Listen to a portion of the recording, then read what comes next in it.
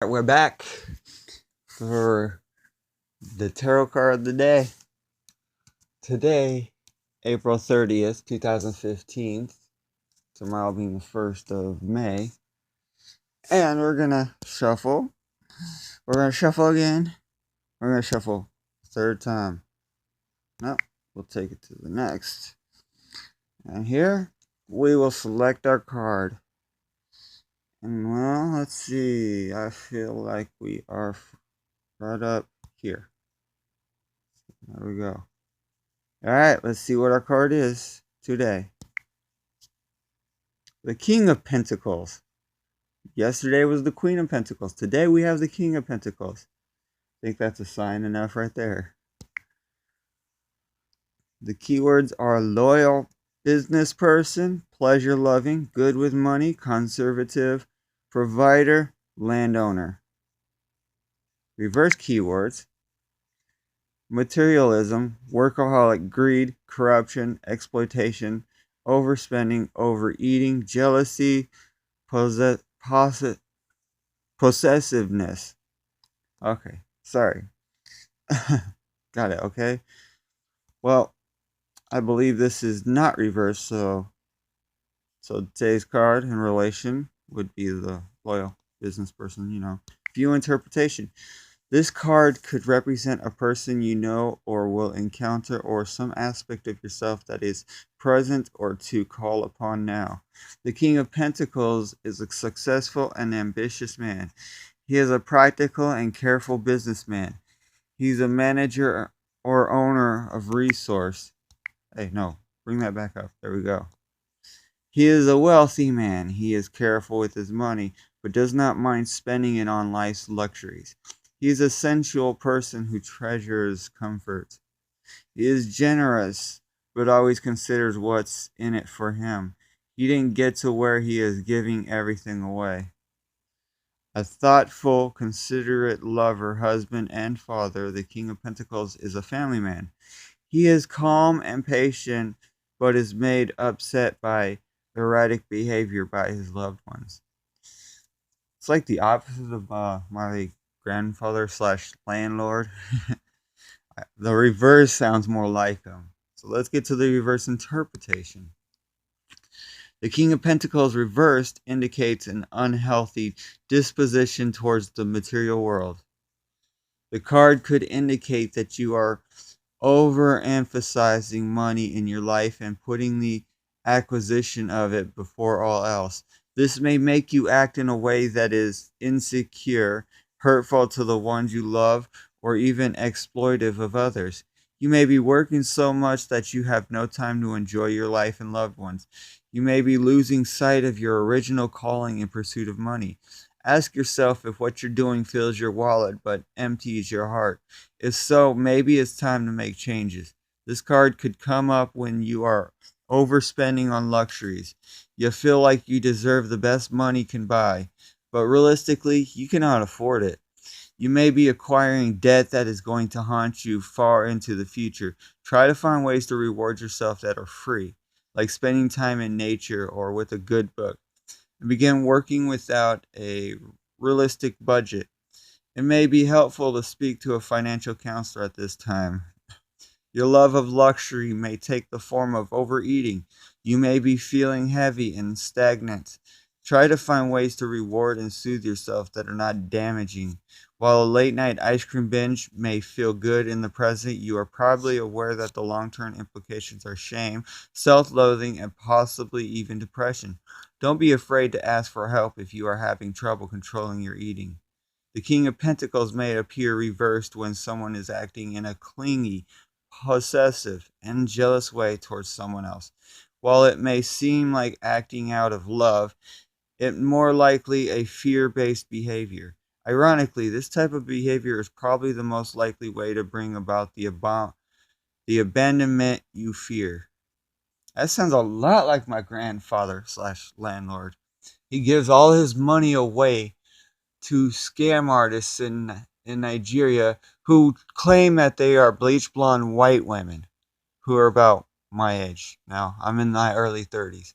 He's 77 years old, and And in their conversations, they've spoke about sex. They spoke about how many times he's given them airplane tickets to fly here, and they do not fly here because they're not real. They are not really who they say are. But he continues to support them when he's behind his mortgage to the fact that he's already got his notice of default.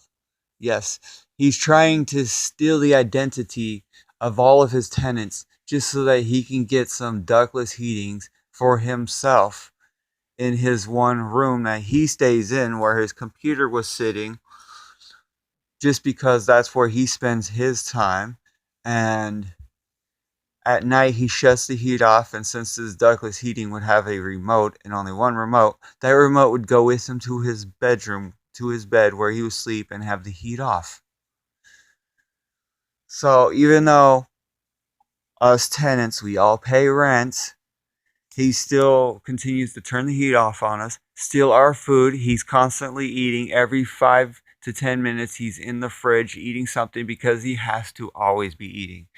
He is 5'6", 5'7", and weighs about close to 220 pounds. And he's 77. That's not a good thing. The guy no longer can control himself. He wears diapers. He's very forgetful. I believe for the last 5 years he's had the early signs of Alzheimer's. He is definitely bad with his money. He launders money for the scam artist and does not see that as wrong. He also shows little love towards his family and his relatives. He steals food and candy from his great grandchildren who are not old enough to defend themselves, and he does so in front of them. And when well, I don't celebrate the day, but the rest of the family does. The other roommates and such, they do. So on Easter Sunday, the parents of the children of my niece and nephew gave them candy. You know, the whole give them candy on Easter, and I turned around and gave them candy too because hey, that's my niece and nephew. I'm gonna spoil the hell out of them. You know, it's not like I can have my own kids, but anyways, so I gave them some candy right before dinner time. So they put the candy on the table and go get their dinner, and they come back and they're both sitting there with their mother at the table and they're eating dinner, and then grandfather comes along and grabs himself some dinner, and halfway through eating his plate of dinner decides he's going to stop eating his food and starts taking the candy and starts eating the candy in front of the kids, and then goes back to eating dinner and then goes back to eating the candy. I walk up to him. I said, Grandpa, do you think it's right and okay to steal candy from the children? He looked at me and said, yes, I think it is okay because it's on my side of the table.